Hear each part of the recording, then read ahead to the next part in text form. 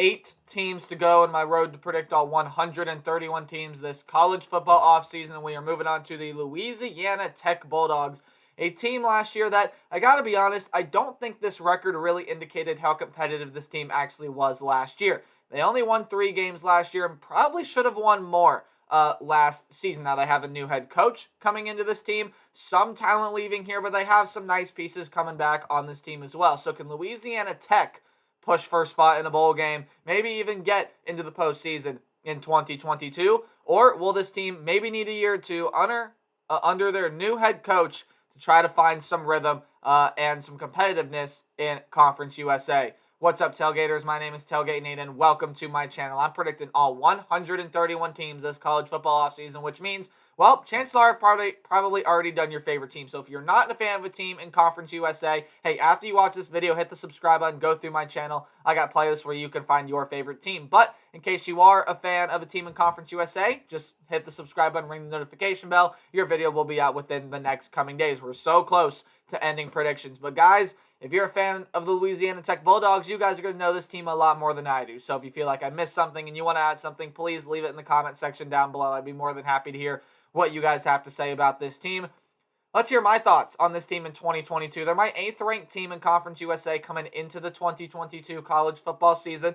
Now, last year, again, they were 3-9, 2-6 in conference. And again, I don't quite think this record really indicated what kind of team the Bulldogs were. They had 385 yards and 28 points per game offensively. Defensively, definitely needs some work on that side of the ball, though. 434 yards per game with around 34 points per game. So the offense, I think, was doing enough to help it win some games, but this defense definitely needs to take some steps forward, definitely needs to take some steps in the right direction this upcoming season. But hey, there's a new head coach in town. It's Sonny Cumbie coming over from Texas Tech to be that head coach. We'll see how he does in his first year with the Bulldogs, but he is losing quite his fair share of talent here off of this team. You're losing 2 quarterbacks, and hey, wouldn't you know it, they were the 2 leading passers from a season ago. Austin Kendall had 1,884 yards, 13 touchdowns, and 9 interceptions.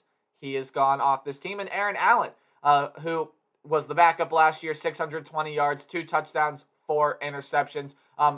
And I believe that other quarterback as well, J.D. Head, I believe is his name, is also gone. Yep, right here. J.D. Head, I believe, is also gone, had 559 yards, 6 touchdowns, 3 interceptions last year. Those are the 3 quarterbacks that saw time for the Bulldogs last year, and they will have none of them coming back on this team. Running back Marcus Williams, who was your leading rusher last year. Hey, you lose him. That's a pretty big loss. Apologies for that. 792 yards and 8 touchdowns from a season ago for Marcus Williams. Gerard or Bub Means off the wide receiver position. Well, he's gone. Had 430 yards and 2 touchdowns. Was the 3rd leading receiver last year. Isaiah Graham, who is going to be gone as well, was the 5th leading receiver at 283 yards and 2 touchdowns. And Samuel Amilis, who had 257 yards and 3 touchdowns last year. He is the 6th leading receiver from that team last year and is gone. Now, on the defensive side of things, there are still some pretty significant losses here. Willie Baker going to be gone off of the defensive line. Oh, yep, there it is. I apologize. I couldn't find it for a second. Willie Baker had 15 tackles from a season ago. They're also losing Levi Bell, who had 8 tackles, but 3 of them were sacks. So some solid production gone off the defensive line, off the linebacking group. Trey Baldwin is gone. He was the 2nd leading tackler last year, had 94 tackles, 5 pass defended, 1 interception, which he returned for a pick 6, by the way. Ezekiel Barnett is another linebacker you're going to see gone out of this room. 46 tackles, a sack, an interception a season ago. And then Ben Bell gone off the linebacking group as well. 27 tackles, 3.5 sacks, which, by the way, the 3.5 sacks led the team, and I believe his brother Levi Bell had 3, which was 2nd on the team, even though he only had 8 tackles. In the defensive back position, Balin Buchanan and Khalil Ladler are going to be a couple names that leave that defensive back position for this team. Both of them were top 10, I believe top 8 tacklers from this team a season ago. So you are losing some production all around the football, offensively, defensively this year. And I think a big question for this team coming in as well, who's going to play quarterback? Well, it's definitely going to be one of 2 to 3 guys. You have Matthew Downing, who's a transfer coming in, Parker McNeil, who, again, another transfer coming in, and then a freshman back there in Landry Liddy. So one of those three guys are going to get the start in week 1. Heck, I could see all three of them getting playing time this year. Right now, Our Lads has Matthew Downing as that number 1 quarterback on this team, and I would tend to agree with that. I think Matthew Downing will get the start in week 1, but I think it'll be interesting to see how this quarterback position fluctuates for Sonny Cumbie this year. In the running back room, well, there's still some solid players here, but you're going to be led by Greg Garner, it seems like. Had 216 yards and 3 touchdowns last year. He is coming back and should end up being that number 1 option in the running back position. In the wide receiver room, well, there's a lot of talent still here in the wide receiver room. Smoke Harris and Trey Harris were the 2 leading receivers from last year. Smoke had 756 yards and 6 touchdowns, and Trey had 572 yards and 4 touchdowns. You're also getting back Kyle Maxwell, who figures to play a more of a solid role on this team this year. Griffin Hebert is coming back as the tight end, was the 4th leading receiver last year with 289 yards and 2 touchdowns.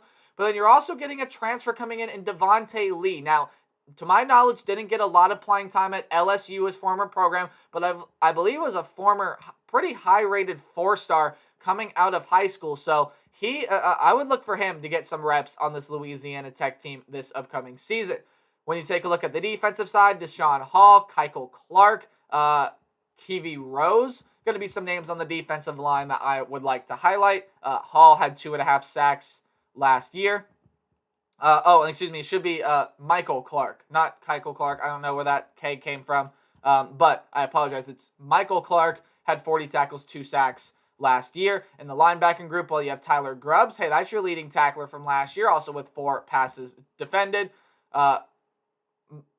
Mackie Caravan, and then Miles Brooks. Mackie Caravan, and another name we'll see in the linebacker group. Miles Brooks is a transfer coming into this defensive back grouping. He should be fairly solid for them. But there's also a really good defensive back there in B.J. Williamson. Had 52 tackles, 3 interceptions from a season ago. He's probably going to be one of their best defensive backs again this year, along with Jaden Cole and Cedric Woods. Couple names coming back for this team. So Cedric Woods led the team with 7 passes defended a season ago. So there still is solid talent for Sonny Cumbie and company. And this is the team that I think can push for a spot in a bowl game as we take a look at their schedule. There are some tough out-of-conference games, notably that couple road games that are on the road against Missouri, Thursday to open up the season, and then on the road against Clemson there as well. And then a couple games that they can win. I think that road game against South Alabama is going to be a little tricky, though. That's a team that can also push for a spot in a bowl game. And then a home game against Stephen F. Austin there as well to round out the non-conference slate.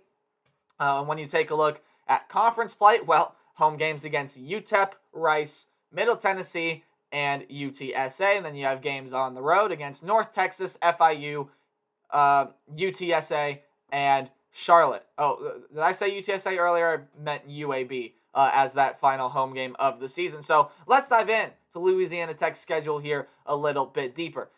They're going to have a tough time winning some of these non-conference games. Missouri on the road, that's a team that can push for a spot in a bowl game this year, much like every other team in the SEC. But Missouri, going to be a team that, well, might have some mixed results this year. They did just recently name their starting quarterback. I believe it was named Brady Cook was going to end up being the starter for that team.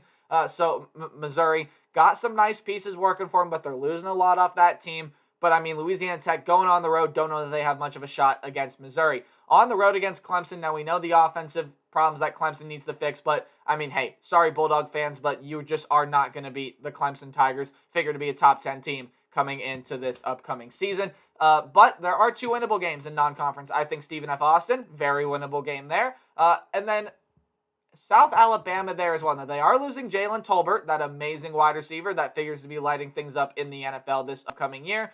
But South Alabama still got a lot of nice talent around it. And with Louisiana Tech, again, having to go on the road to play that game, I don't necessarily like their chances against the Jaguars. However, when you look in conference play, this is a very manageable conference schedule for the talent that is on this team.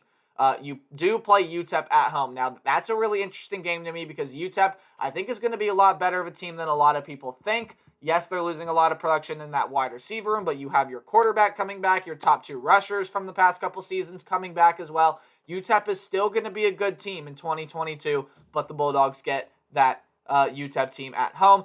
there are a couple tricky road games here. I mean, on the road against North Texas, on the road against UTSA, those are going to be tricky games on the road to win, and even on the road against Charlotte could be a tricky one there. Lots of very winnable games on the schedule as well. You got the home game against Rice, on the road against FIU, and at home against Middle Tennessee. Neither of those teams I really think are going to perform that great this upcoming year. And then a hard home game to cap off the year at home against UAB. I think is going to be one of the better, if not the best team in this conference. Now, I don't do game-by-game predictions. I do a more percentage-based outlook. Tell me predict the team's record. So if the game is in red, I just don't see you winning the game.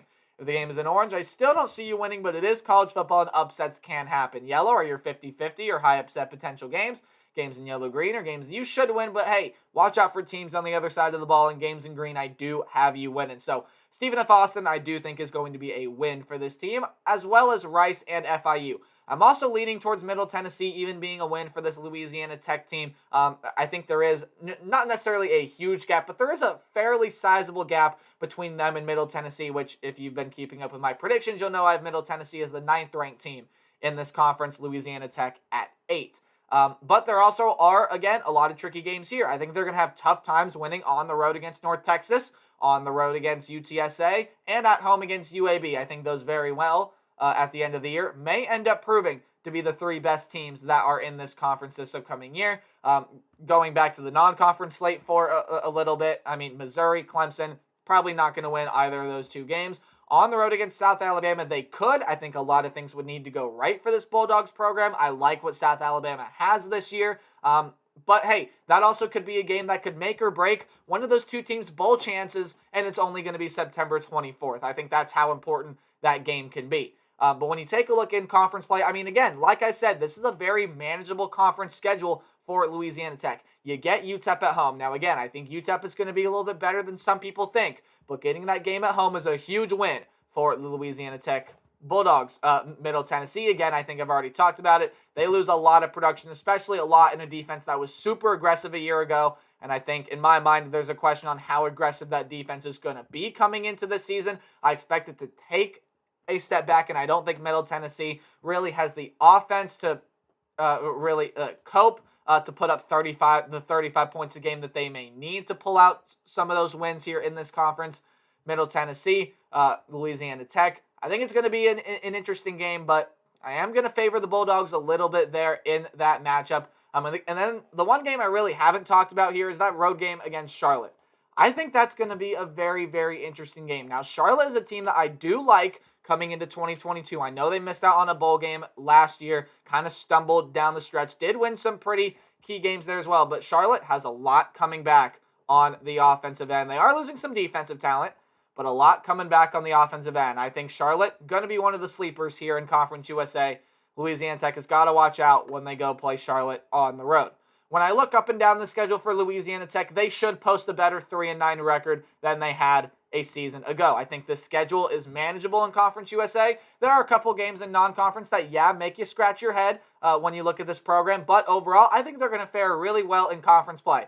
I just think, though, with this non-conference schedule, that may be what their downfall is this upcoming year. I do think 6-6, maybe 7-5 is that high for this team. I think they can make a bowl game, but I think the non-conference schedule holds them back. I think they'll be pretty competitive and fare pretty well in conference play, but that non-conference schedule, I think, is what is going to hold them back here in 2022. So that's my prediction for the Louisiana Tech Bulldogs. Make sure you guys like, comment, subscribe, anything like that does help support the channel, and remember to play hard. But tailgate harder. I'll see all you guys in the next video. Goodbye.